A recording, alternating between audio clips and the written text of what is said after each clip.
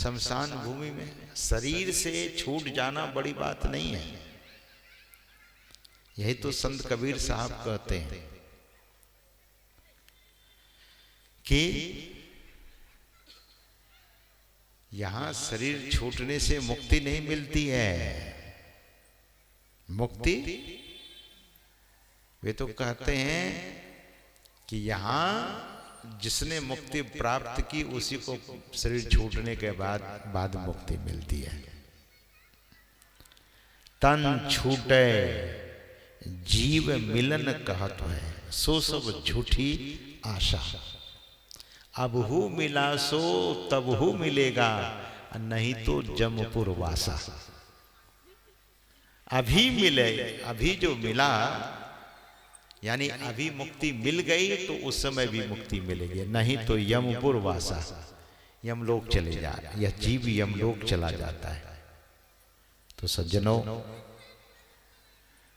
मोक्ष द्वार, the door of liberation is lying down in our very precious human body।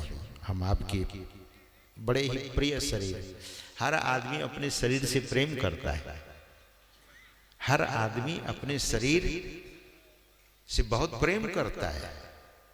You love your body, आप अपने शरीर से प्रेम करते हैं, लेकिन ये सच्चा प्रेम नहीं है।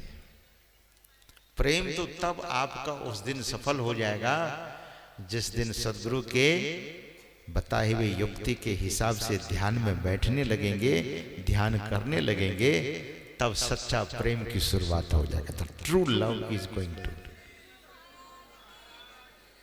The true love is going to start. तब सच्चा प्रेम।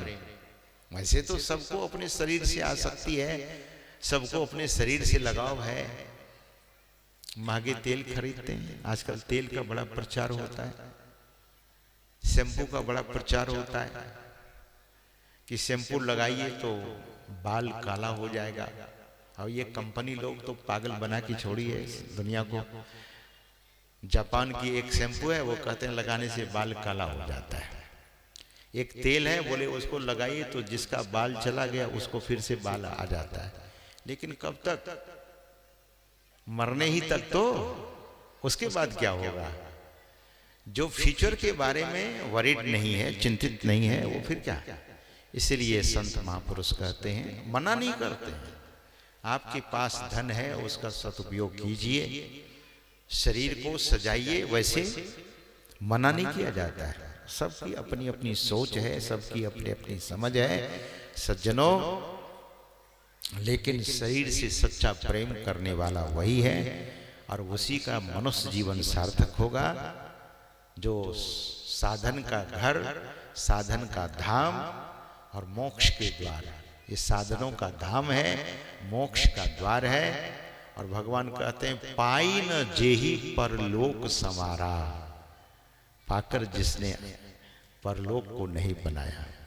तो भगवान कहते हैं, सो परत्र दुख पावई, सिर धुनि धुनि पछताए, काल ही कर्म ही ईश्वर ही मिथ्या दोष लगाए। भगवान यह भी फल दिखाने की कृपा की है कि अगर आज मेरी बात को नहीं मानेंगे, ध्यान से सुनिएगा, मेरी बात मतलब भगवान की बात, मैं अपनी बात नहीं, भगवान कहते हैं कि सो परत्र दुख पावई। दुख कोई चाहता है, कष्ट कोई चाहता है, टेंशन कोई चाहता है, दुख कोई नहीं चाहता। झगड़ा करने वाले को पूछिए तो एक लोग बड़े झगड़े करते हैं। झगड़ा करके जब वो बैठे ना तो पूछिए उनको कि क्या आपको शांति लगी क्या? अहंकार अगर होगा तो बोलेगा कि हाँ मैं डांटा ना उसको, अब मुझे बड़ा अब तृप्ति हो गई है। ये अज्ञानी जीव झगड़ा करके भी थोड़ी देर के लिए सुखी महसूस करता है। ये टेम्परेरी सुख में, टेम्परेरी तृप्ति में, इसी में तो उलझा हुआ जीवन है। और मनुष्य को उलझाता चला जाता है। ये क्षणिक तृप्ति, क्षणिक सुख। भगवान कहते हैं कि ऐसा करो कि फिर दुख आपके सामने कभी आएगा ही नहीं। ऐसा कर लो, और मेरी बात नहीं मानोगे तो सो परत्र दुख पावई, सिर धुनी धुनी पछताए। मैंने तो देखा है लोग बाल नोचते हैं। बाल नोचने से होगा क्या? जब बहुत परेशान होता है बाल नोचते हैं। मैंने ऐसा भी देखा सिर को दीवार में पटकते हुए। ये कौन बुद्धिमानी है? पटक लो सिर को, फोड़ लो, लेकिन होना क्या है? दुखी तो होगे, अंततः दुखी ही तो होगे। इसीलिए समझिए जीवन को। महापुरुष कहते हैं कि दुख की ओर मत चलिए, सुख की ओर चलिए। उस शाश्वत सुख की प्राप्ति के लिए यात्रा कीजिए। यात्रा बहुत करते हैं लोग, लेकिन अंतर यात्रा जो करते हैं उन्हीं का जीवन सफल होता है। तो भगवान कहते हैं सिर धुनी धुनी पछताए, काल ही, कर्म ही, ईश्वर ही मिथ्या दोष लगाए। फिर यही तन कर फल विषय न भाई, स्वर्ग स्वल्प अंत दुखदाई। स्वर्ग के सुख के संबंध में भगवान कहते हैं कि it's very little happiness, the pleasure is there, not happiness. स्वर्ग स्वल्प, स्वर्ग सुख, जो स्वर्ग का जो सुख है वो स्वल्प है, थोड़ा है। और अंत में क्या होगा? तो भगवान कहते हैं कि अंत दुखदाई, अंत में दुख देने वाला है। आकर 4,84,000 योनि भ्रमत यह जीव अविनाशी, फिरत सदा माया कर प्रेरा, काल कर्म स्वभाव गुण घेरा, कबहु करी करुणा नर देही, देत ईश बिनु हेतु सनेही। और तब नर्तन भव वारिधि कह बेरो, सन्मुख मरुत अनुग्रह मेरो, करंधार सदगुरु दृढ़ नावा, दुर्लभ साज सुलभ करी पावा। दुर्लभ साज बड़ा सुलभता से हम सबों को मिला हुआ है। अब इस नाव को पूरे और सच्चे सदगुरु के, नानक सदगुरु भेटिया,